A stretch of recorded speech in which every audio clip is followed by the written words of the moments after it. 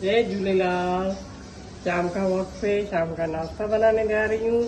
ये मैंने गेहूं का आटा लिया है, इसमें चॉप किया हुआ प्याज और हरी मिर्च है जो इसमें डाल रही हूँ। करीबन छोटे छोटे चार है।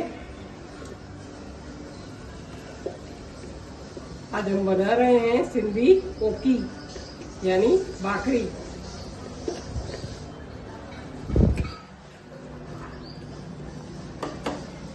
अब इसमें पड़ेगा लाल मिर्च जरा सा और स्वाद अनुसार नमक।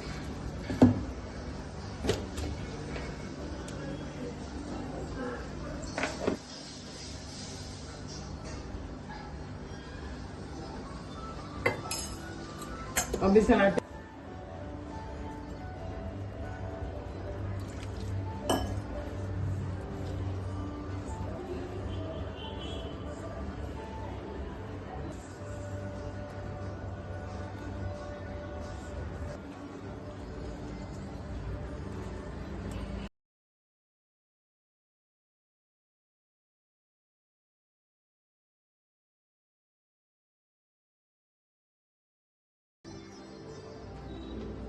को हम बेलेंगे अभी।